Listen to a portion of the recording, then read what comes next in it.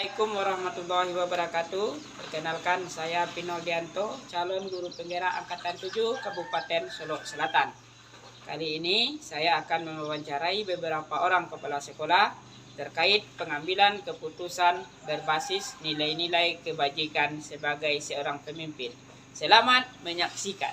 Assalamualaikum Pak Dape. Waalaikumsalam Pak Pino. Bagaimana kabarnya Pak? Alhamdulillah baik Pak. Ini Pak, saya datang ke sini ada niat dan tujuan nih Pak. Ya. Kebetulan saya saat sekarang ini sedang mengikuti program guru penggerak Angkatan 7. Di saat ini saya sudah masuk modul 3. Jadi hari ini saya ditugaskan untuk mewawancarai beberapa orang kepala sekolah terkait praktik pengambilan keputusan. Bolehkah saya mengajukan beberapa pertanyaan kepada Bapak? Oke, boleh Pak. Sedok. Begini Pak, selama Bapak menjadi kepala sekolah, kira-kira ada enggak Pak suatu kasus atau permasalahan yang mana saat mengambil keputusannya Bapak mengalami dilema? Oke, baik Pak Pino. Tentang kasus ya Pak Pino. Iya. Jadi di sini saya bertugas lebih kurang 1 tahun Pak Pino. Memang ada beberapa kasus yang saya alami menjadi dilema bagi saya, yaitu masalah kehadiran Pak. Kehadiran ya Pak ya? Ya. Jadi karena sekolah saya jauh dari tempat tinggal guru, jadi ada seorang guru saya itu sering datang terlambat. Iya. Yang kita maklum ya Pak ya. Ya. Terus bagaimana solusinya bagi Bapak?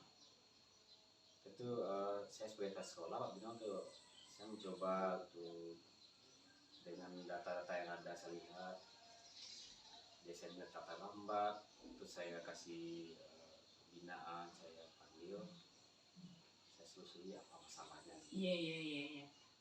Jadi di sana saya mendapatkan dilemanya Pak Bino. Seorang guru saya itu nyatanya rumahnya jauh. Iya. Terus dia dengan kendaraan sepeda motor kadang ada rusak, jadi ya memang saya juga kasih juga Pak Bino. Iya. Jadi dilema bagi saya. Jadi sebenarnya saya pernah juga mengasih satu hukuman, tapi dengan kondisinya juga. Iya. Jadi di sini kayaknya Bapak antara kasihan dengan aturan yang Bapak pikirkan ini ya Pak ya. Iya, benar. Kita terapkan aturan, guru kita jaraknya jauh. Kalau tidak kita terapkan, ini sudah menjadi peraturan bagi kepala sekolah atau dinas kita. Oke Pak. Terus bagaimana selama ini Bapak dapat mengidentifikasi kasus-kasus yang merupakan dilema etika atau yang merupakan rujukan moral? Ya.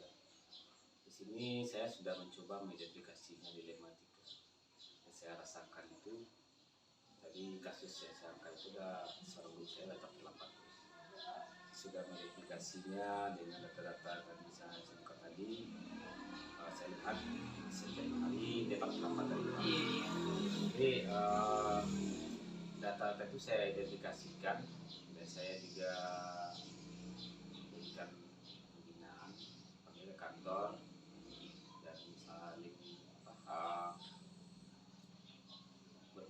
mencari informasi atau diskusi lah sama bapak tersebut apa dan penyebabnya beliau datang terlambat terus. Iya. Jadi sini dilema etikanya dicari dulu ya Pak ya, antara yang kasusnya yang terjadi saat ini. Terus Pak, bagaimana Bapak menjalankan pengambilan keputusan di sekolah Bapak, terutama untuk kasus-kasus di mana ada dua kepentingan yang sama benarnya, seperti yang Pak alami tadi. Kalau dia datang terlambat mungkin karena jauh, Bapak tidak menerapkan aturan tidak menegur, ya kita maklum karena dia jauh. Di satu sisi kalau tidak Bapak memberikan hukuman juga benar.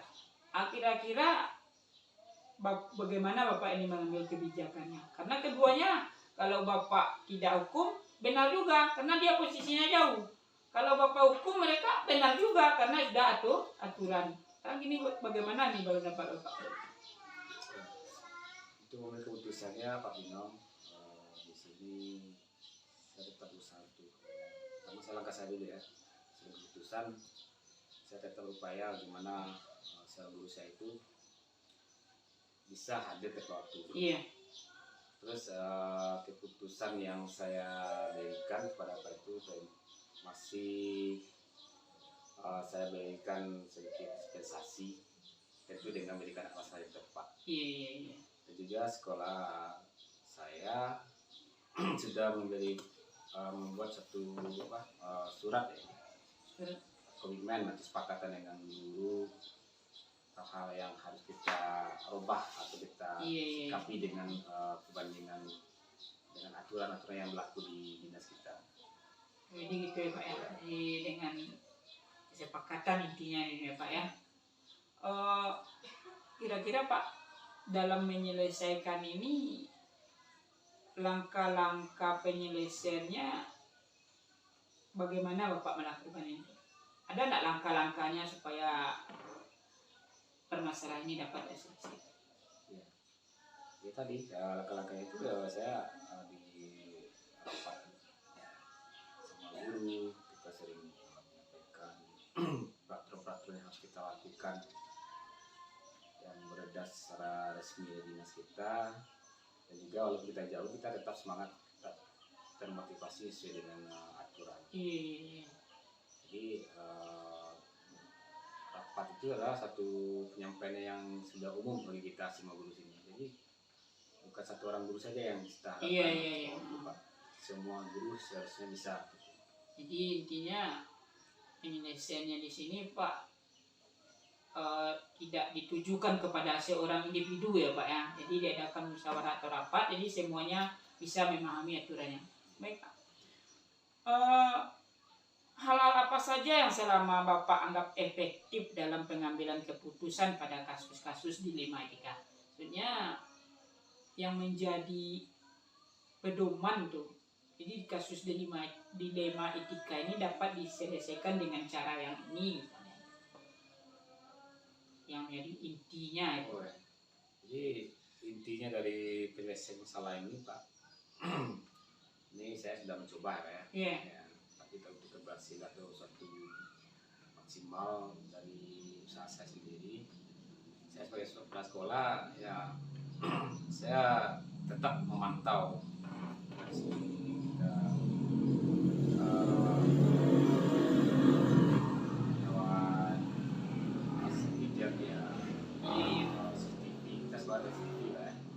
kita bisa mantau setiap hari, walaupun saya kelas sekolah sering ada kegiatan, tapi saya lewat CCTV bisa melihat terus rekan-rekan guru ini datangnya berapa. Iya. Jadi dengan intinya di sini pemantauan ya Pak ya. Kalau mereka dipantau, diperingati, lama-lama mungkin berubah ya Pak ya. Terus absennya juga. Dari absen juga ya Pak ya dilihat ya. Ada pesannya juga. Terus Pak, dalam pengambilan keputusan dilema etika ini kan keduanya kan benar sama benar nih Pak ya. Kalau ditegur benar, tidak ditegur juga benar. Hal-hal apa saja yang merupakan tantangannya ini Pak? Jadi diri Bapak lah tantangan mengambil keputusan ini dalam mengatasi masalah dilema etika ini.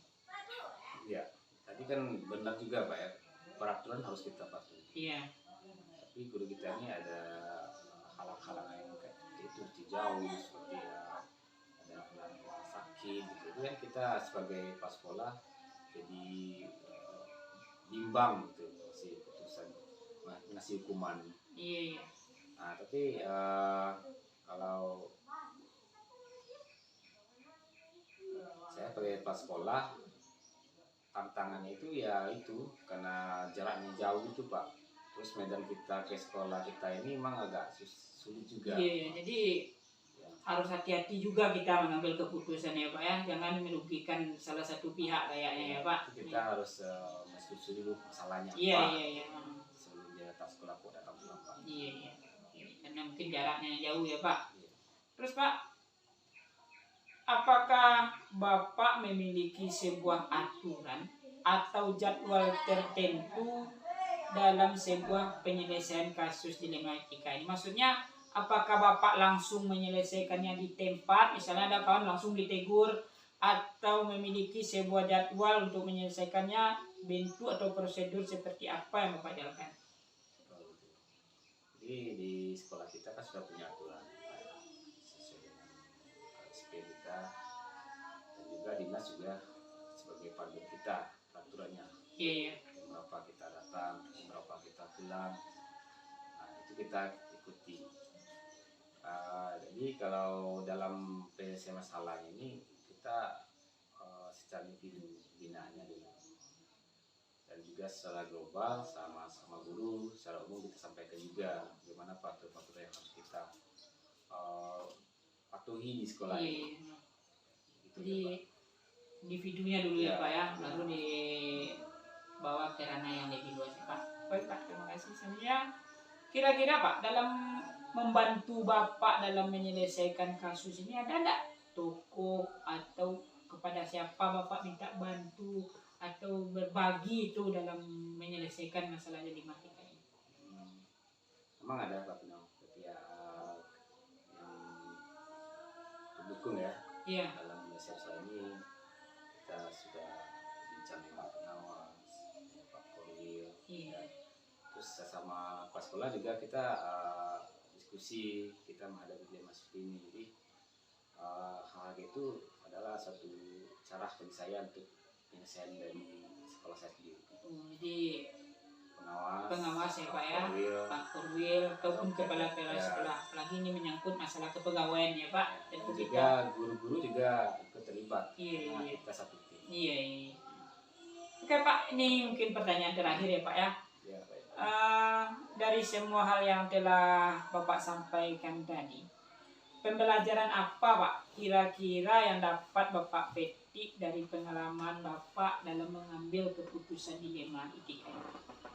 Pembelajarannya kita dalam mengambil keputusan itu harus kita lihat dulu apakah ini suatu yang alasan hidup itu benar atau salah. Iya. Jadi kita harus selesai dulu apa-apa yang mengawali terjadinya kasus ini, kita harus kita telah dulu. Jangan kita oleh sekolah langsung mengasih putusan tanpa menyelusuri dulu, mengidentifikasi dulu dengan latar belakang orang yang atau tokoh masalah ini. Iya. Jadi harus hati-hati juga kita dalam mengambil keputusan jangan ya. langsung mengambil keputusan. Iya. Kita harus telah dulu. Cari ke akarnya dulu permasalahannya ya Pak. Kita bisa mengambil keputusan. Iya. Baik Pak. Mungkin hanya itu Pak. Terima kasih banyak Pak atas waktunya mengganggu kegiatan Bapak pada hari ini. Mungkin sampai di situ saja Pak. Pertanyaan-pertanyaan yang dapat saya berikan. Terima kasih banyak Pak. Assalamualaikum Pak. Assalamualaikum Pak. Waalaikumsalam Pak Pinol. Pinol bagaimana kabarnya? Alhamdulillah Pak. Sehat Bapak bagaimana? Ada keperluan apa Pak Pinol? Ada yang bisa saya bantu? Ini Pak. Saat ini saya sedang mengikuti program guru penggerak angkatan 7 Kabupaten Solo Selatan. Saat ini saya sudah di modul 3 pengambilan keputusan berdiferensiasi nilai-nilai kebajikan seorang pimpinan. Jadi Pak, saya ditugaskan untuk mewawancarai beberapa orang pimpinan. Dalam di sini itu adalah kepala sekolah. Salah satunya yaitu Bapak. Bolehkah saya mengajukan beberapa pertanyaan kepada Bapak? Boleh Pak Pinol. Selagi saya bisa menjawab, saya akan jawab. Baik Pak, terima kasih Pak. Begini Pak, selama Bapak menjadi kepala sekolah, bagaimana Bapak dapat mengidentifikasi atau membedakan kasus-kasus yang merupakan dilema etika atau rujukan moral? Sebelum mengambil keputusan, kita harus lihat dulu kasusnya Pak Pino. Kalau situasinya di mana keduanya bertentangan dalam mengambil keputusan, itu adalah dilema etika. Tetapi kalau situasinya ketika seorang dihadapkan benar salah ketika mengambil keputusan, itu adalah rujukan moral. Oh, jadi di sini Pak saya mengambil untuk melihat kalau benar lawan benar kita mengambil keputusan itu dimaksud dengan dilema etika. Sedangkan kalau salah satunya permasalahannya benar dan satu laginya salah, itu termasuk rujukan moral. Pak, kita terus saja ya Pak ya. Selama ini bagaimana Bapak dapat menjalankan pengambilan keputusan di sekolah Bapak, terutama untuk kasus-kasus di mana ada dua kepentingan yang sama-sama benar atau sama-sama mengandung nilai kebajikan? Dalam pengambilan keputusan, kita harus mengutamakan nilai-nilai kebajikan. Tetapi kalau ada dua kasus yang sama-sama mengandung kebajikan, kita harus mengambil keputusan yang berpihak ke orang banyak. Jadi intinya di sini walaupun dia benar keduanya Pak, yang banyak berpihak kepada orang banyak ya Pak ya. Iya. Iya. Terus Pak, ada nggak Pak langkah-langkah atau prosedur seperti apa sih yang biasa Bapak lakukan untuk menyelesaikan kasus tersebut selama ini? Biasanya saya dalam menyelesaikan kasus, yang pertama saya lakukan berdoa kepada Allah supaya semua apa yang dipermudahkan untuk menyelesaikan kasus selanjutnya. Selanjutnya kasus ini saya pelajari lebih ya, setelah saya paham, betul-betul paham, baru saya bahas bersama rekan guru yang lainnya. Ini di sini peran Allah sangat penting ya Pak ya. Ya, jadi satu keputusan yang bijak ya Pak. Jadi setelah itu kita paham dengan kasusnya, apakah dia rujukan moral atau dia dilema etika, baru kita diskusikan atau musyawarahkan dengan rekan-rekan lain. Ini Pak. Selanjutnya Pak, hal apa saja yang selama Bapak anggap efektif pengambilan keputusan pada kasus-kasus dilema etika ini? Dalam pengambilan keputusan dilema etika, itu kehati-hatian sangat penting. Jangan sampai keputusan yang kita ambil dapat menyakitkan salah satu pihak. Jadi karena dia benar sama benar ya Pak. Ya. Jadi susah juga kita kalau tidak sejalan dengan yang sebagaimana mestinya.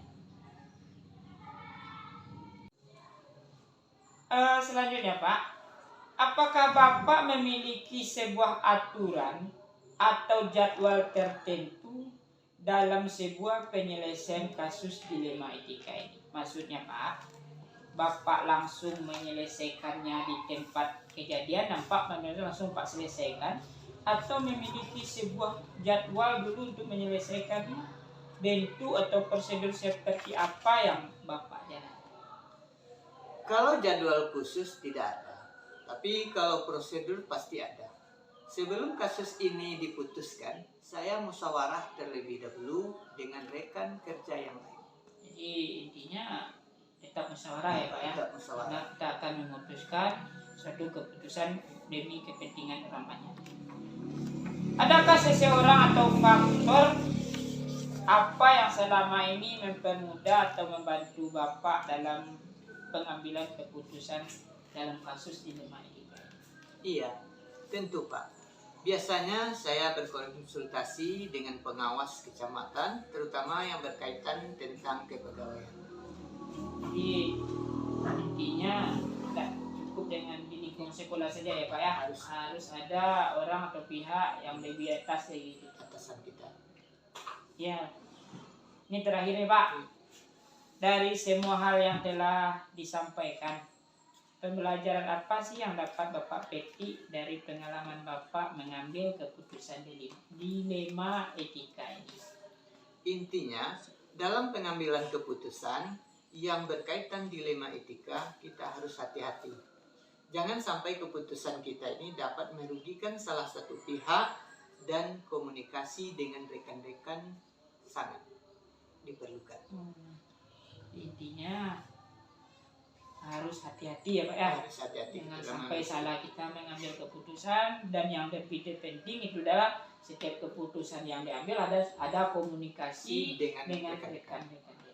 Baik Pak, terima kasih banyak Pak atas waktunya. Mungkin hanya itu yang dapat saya sampaikan, yang dapat saya tanyakan pada hari ini. Sama-sama Pak Firman.